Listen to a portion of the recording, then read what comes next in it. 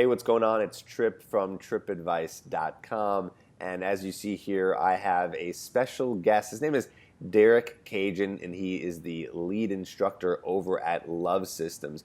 Maybe you've heard of them because they have been around far longer than I have. I even remember diving into some of their content when I was learning how to meet and attract women. So, Derek, I'm really happy to have you on the YouTube channel today. How you doing, man?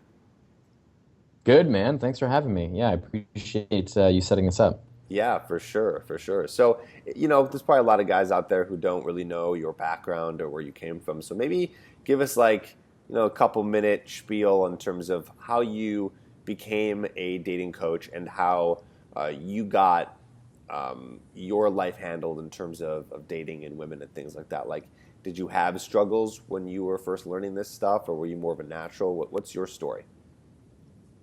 Yeah, I mean, I think I have a story that's probably a lot of guys can relate to. I mean, it's kind of all started back in high school for me, in that I was kind of the guy in high school that I had a lot of friends. I was like the class clown, so I got along with guys really easy. I got involved in my later years in high school in things like like theater and improv and student council. So I was kind of a more of a well-known guy in my school. The issue was that I had girls that were interested in me, but I didn't know, I couldn't tell, right? And I had really bad game. So I would get nervous, I wouldn't make moves, and so for most of high school, nothing really happened. But I did realize that being involved in those things got me a lot of attention, and of course I like girls.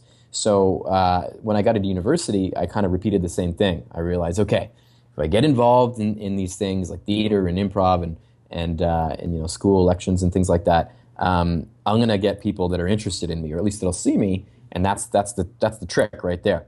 So I did the same thing in university, and the only girls I ended up dating were girls that would really make it easy for me to date them. They would essentially throw themselves in my lap and be like, "Hey, I like you," and that's the only way that I could meet women. I was just too scared to talk to girls So real quick, outside of the why do you think? yeah. Just so guys can kind of understand, why do you think that was happening? You're saying that at that point, some girls were throwing themselves at you. Like, what do you think the reason was? The reason was I had a lot of value socially in those environments. Yeah. Because I was seen. We had like in high school, we had these presentations or these seminar or what do you call them, assemblies every week.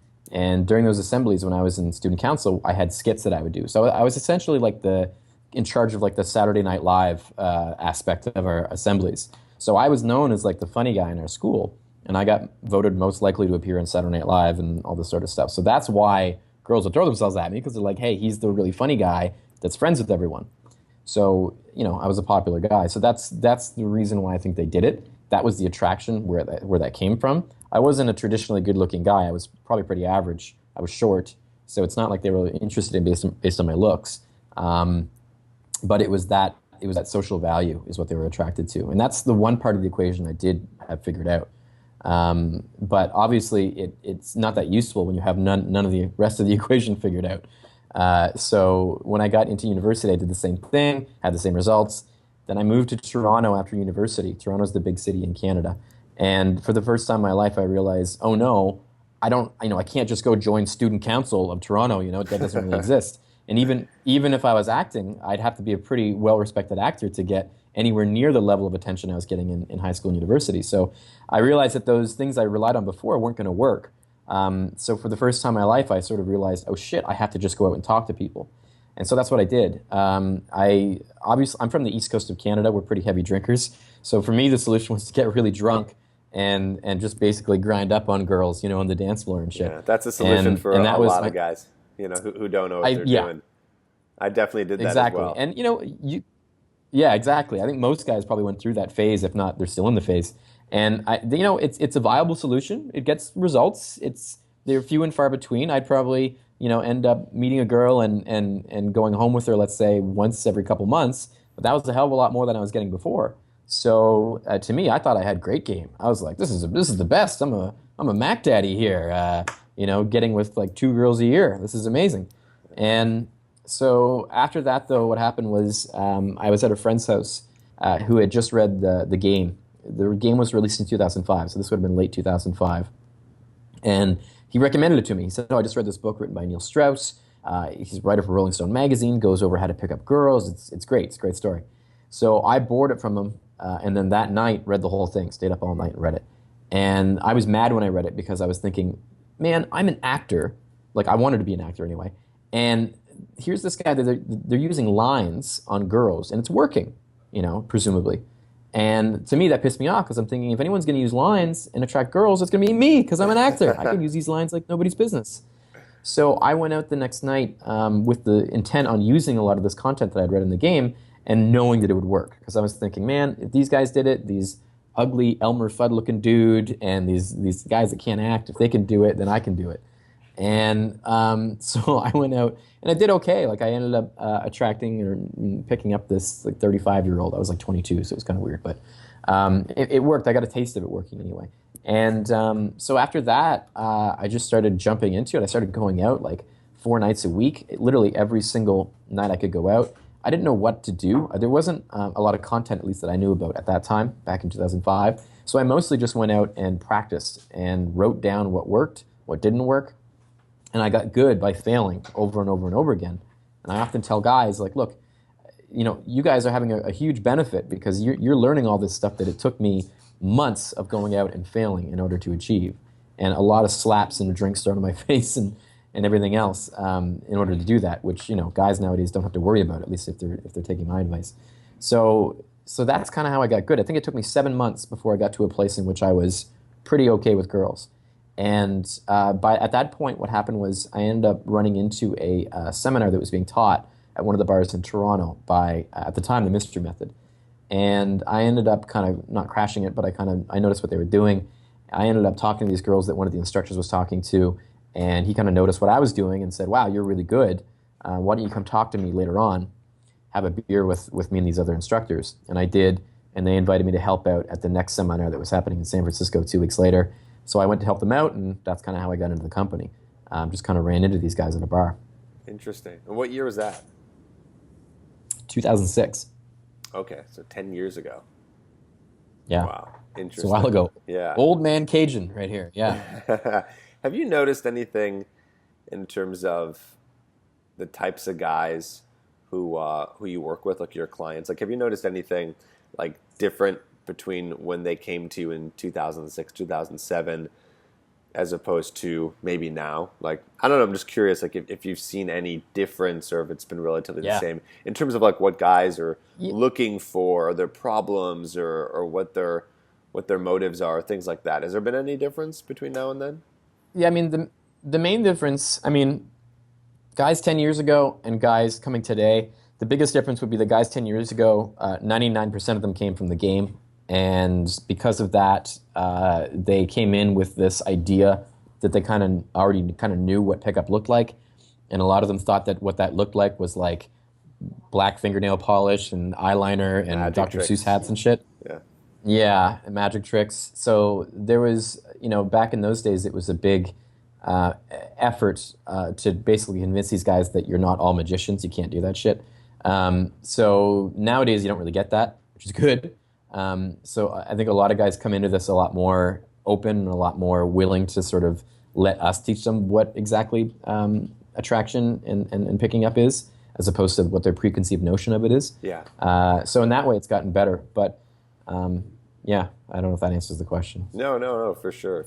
I'm kind of, I've only been doing this at this point for probably around 5 to 6 years. Well, I officially started Tripp Advice 5 years ago, but I was giving advice back in 2009 when I first started a podcast. So yeah, it's just been interesting seeing the trends over time of the guys and what they're looking for. I've learned that a lot of the kind of pickup stuff has started to diminish, maybe because, I don't know, the game is so old or something like that. But there definitely seems to be a need for guys who want to just learn how to be able to still be themselves while still being able to attract girls, And I think that kind of leads us... If anything... Oh, go ahead.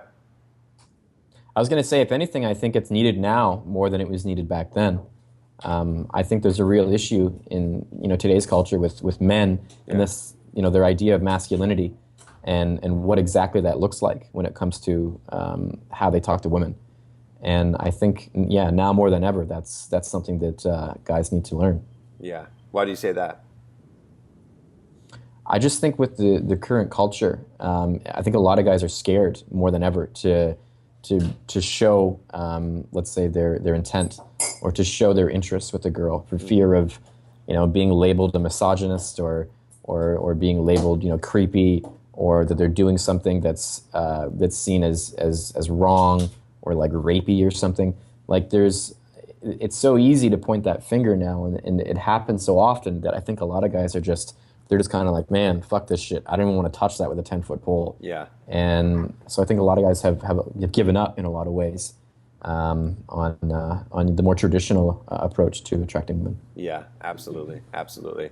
And yeah, in these days, guys, I feel like it's harder for guys to understand what it is that women want and what they're looking for. There's a lot of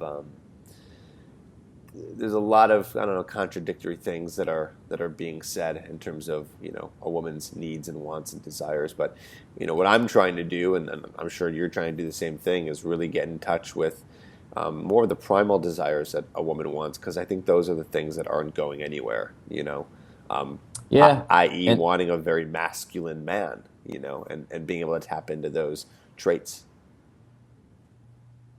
yeah, and I think one of the big problems is that when you take the spectrum of the way that these that women complain about guys, let's say the things that guys do, and when they complain about guys that are creepy or weird and stuff, and then you have the spectrum of things that guys that are masculine and guys that are good at this do, there is a little bit of overlap there, and it's not to say that it's the same thing. It's just sort of all contextual.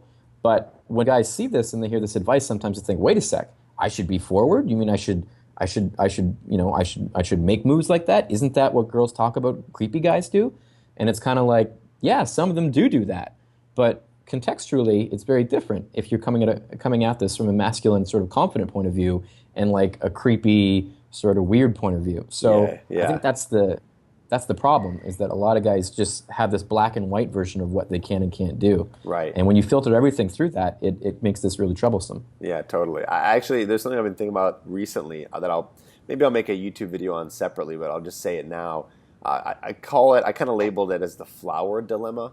Okay, so the flower Hmm. dilemma is, these days, if you were to bring flowers to a girl, I don't know, on a first date or out of nowhere where you guys don't really know each other yet. Now, I'm going to speak in generalities here. It's not across the board, but Hmm. if you were to do that, I would presume from, I don't know, me just my own research, talking to women and things like that, that girls would be like weirded out, like, it's kind of creepy, it's kind of weird, like, why is he giving me flowers? Like, yeah, maybe that's something, I don't know, that was done back in the 50s and 60s and things like that, but um, that doesn't really happen as much anymore, and girls aren't used to it and they think it's a little weird. I don't know. So that's one thought. And then I think about, Hmm. well, I've been in multiple, relationships, and I've dated girls for extended periods of time, and they love flowers. Like, it's crazy to me. It almost makes me laugh. Like, when you get them flowers, they love it. Now, here's the difference: is one is when they don't really know or like you yet, and the other is when they really like you. And so that's just one example. But the dilemma is, Hmm. I think a lot of guys, and I'm trying to do my best to teach this, and I'm sure you are too. Like, a lot of guys don't understand that you can be very sexual with the woman, and you can do some of the things that guys might think are creepy, but there's a time and place for that. So here's another Yeah, example. It's like exactly.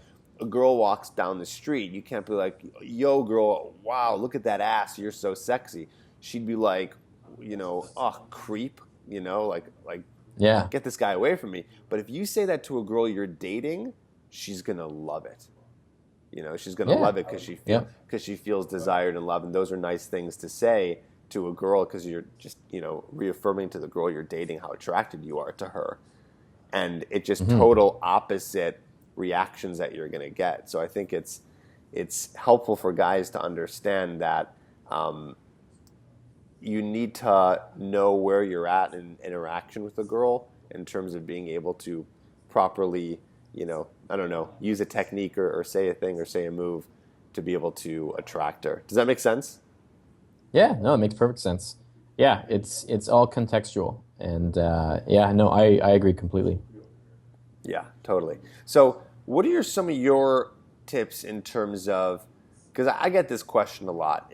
Guys have a really hard time going from conversation to making it more sexual or making it more flirty. I think guys end up landing in the friend zone a lot because they don't know how to like jump over that barrier of kind Hmm. of smoothly going from, hey, we're talking and this is kind of general conversation, to now we're flirting. Like that's a big hop for guys, and I wonder if you had any Yeah. tips on that guys can learn from.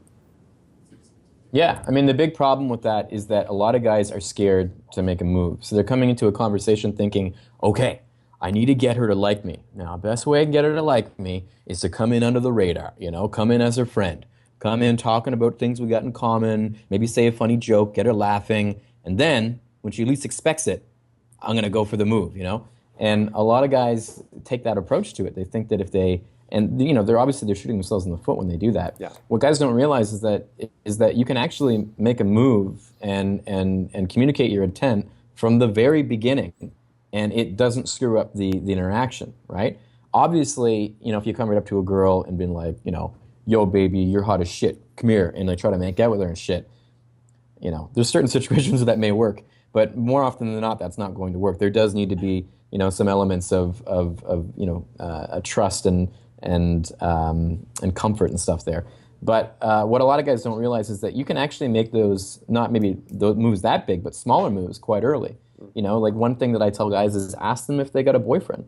Sometimes you can just say, "So you got a boyfriend or what?" And she says, let's say she says no, presumably.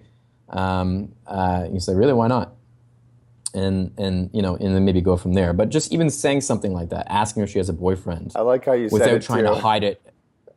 I like it Yeah. though. So you got a So you got a boyfriend or boyfriend or what? what? You got a boyfriend or what?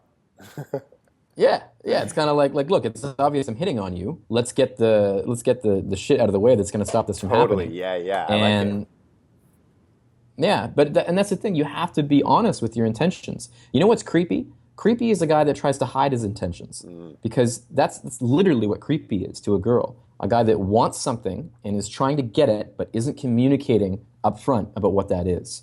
That's like the definition of creepy.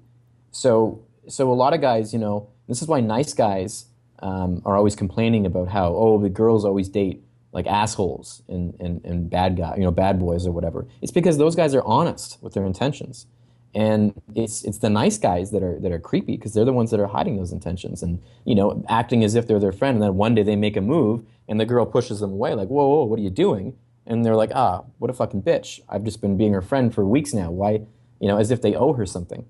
So yeah, so being honest right from the beginning. Even telling girls like, you're cute, I like you. If it's a first meeting at a bar or something and you've been talking to her for a couple minutes, sometimes I'll just stop and I'll say, I like you. This is good. You're gonna be my girlfriend tonight. Like doing a little role play, let's say, where she's your girlfriend for the night, or marrying her, or something like that. It's a bit funny and a bit gamey or whatever, but it does communicate that intent, even if it is in the form of a little role play. It's like, I like you. We're gonna get married. We're gonna have like 30 kids. It's gonna be awesome. And having a little joke about that or whatever. That at least is going to communicate your intent. The other big part of this is touching. A lot of guys don't touch. They just they talk to a girl because they think like touching is an invasion of space and privacy, and in a lot of ways it is if you do it the wrong way, of course. But touching people actually makes people more comfortable with you. That goes for both men and women. So there's certain ways you want to do it, obviously, so Yeah. you don't violate their personal space. But things like touching on the shoulder to emphasize points, touch them on the back when you find something in common with each other. As it gets more progressive, you get in closer to them. Touching the small of their back. Grabbing their hand and squeezing it when you find something that you both really enjoy talking about. Little things like that go a really long way. I've always said the only way you can escalate with a girl to go from friendly to a sexual or even anything in between, romantic, flirty, is with touch. Because a lot of guys think that, oh, if I just say sexual stuff, that's gonna escalate this. but it doesn't mean anything unless there's a physical component to go along with it. You can talk about how you're going to bend over the bar and fuck her and shit, and she may laugh and think that's hilarious, but it doesn't mean anything unless you've been talking for a while and you're getting more provocative with your touching and stuff, and then it actually means something. And not to say you should say that, but just as an example of the extreme, even if you did that and there's no touching, a girl might just laugh and think like that's a funny thing to say, but it doesn't mean anything. Right. So communicating your intent and backing that intent up with the physical component, letting her know physically by the way in which you touch her that what you're saying and the intent that you're communicating is it's sincere. Yeah, I like that, and that's very well said. And I think a lot of guys definitely miss the point there and don't really understand that. I like what you said too about the fact that it's creepy. Or no, you said when you do touch a girl, when you do initiate touch or break the touch barrier, that they'll feel more comfortable around you, right? And it's funny because a lot of guys think the opposite. Yeah, they think, oh, exactly. I don't want to touch her. If I touch her, she's going to think I'm weird or I'm a creep or like she doesn't want me touching her at all. Yeah, and the reason they think that is because they're probably touching her in a flirty way when they're not being flirty with what they're saying, or the way they're communicating their intent. So if you're just having a friendly conversation with a girl and it's very friendly, and then all of a sudden you like caress her arm or something, yeah, that's creepy as shit. Like, don't do that. And the reason why is because now there's a change. Now there's what you're saying. And what your obvious intent is. It's the same as like when you try to be friends with a girl or you're in the friend zone and you go to try to kiss her. That's creepy as shit. Like, don't do that. And it's because there's a mismatch there. So what you're saying and your intent, the way you're communicating, it has to match with the way that you're touching her. Otherwise, there can be, there's a conflict there. Right, exactly. And then and then that's when it gets a little weird. Yeah. Yeah, exactly.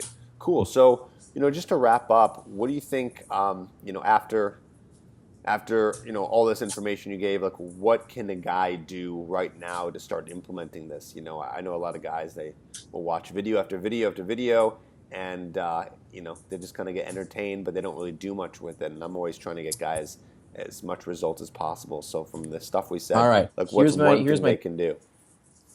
Here's my quick minute, 2-minute advice for guys to do tonight. Okay, first of all, when you go out, you're talking to girls. Women are not the audience. You're the audience, okay? So don't go in talking to girls expecting to dazzle them and impress them and try to convince them that you're a cool guy. You should go in with the assumption that, you know what, I'm just going to have fun with this, and I'm going to see if these girls are cool, and I'm going to entertain myself, because that's what I'm here for, to have fun, right? Maybe they're cool, and you should have like a sincere passion about getting to know people, understanding them, and a sincere passion for just understanding people in general and having an appreciation for them. Go in and do that. Make no apologies and about your intents. So when you go in, tell a girl, like, you know what, I like you. I saw you from over there. I think you're really cute. I wanted to come say hi and see if you're cool. And right off the bat, you're setting the bar, right? Mm-hmm. This isn't me pretending to be a nice guy, come and talk to you. I'm talking to you because I like you, and you're framing the entire conversation as, this is me flirting. So at that point, you can keep doing that, and it's not going to come across weird because was your intent from the very beginning. So make a point of communicating your intent would be my next actionable tip. You're going to get rejected. That's going to happen. You're going to go up to girls and say, hey, I just thought, I saw you from there. I thought you were cute. What's your name? And she's going to say, yeah, sorry, I have a boyfriend. And she's going to turn her back, right? That's going to happen. In those situations, you say, all right, have a great night. And you walk away. That shit's hilarious, right? Like that's the stuff that you should be like, you need to fall in love with the process with this. And it's kind of like, you can't make an omelet without breaking some eggs. Well, you're going to get rejected over and over again. You just have to see it as sort of like, they're not rejecting you. They're rejecting maybe that approach. They're rejecting anyone that night. Maybe they just got out of a bad relationship. Maybe they just, whatever. Don't take it personally. Keep going. If you can do that, you're going to find someone that's if not attracted to you, because at least with guys, attraction isn't totally physical. When it comes to girls being attracted to us, a lot of the times they're more attracted to our confidence, our swagger, body language, what we're communicating, how we're communicating it, those sorts of things. So in that regard, men have a big advantage because we don't need to be the best looking guy in the room to get the most attention. So yeah, use that. Work the room. Talk to people. Get to know them. You don't necessarily need to Uh, you shouldn't go out with the intention of I'm going to pick up tonight. You should go out with the intention of I'm going to meet people and have fun, and tonight's going to be a great night. And just flirt with everybody.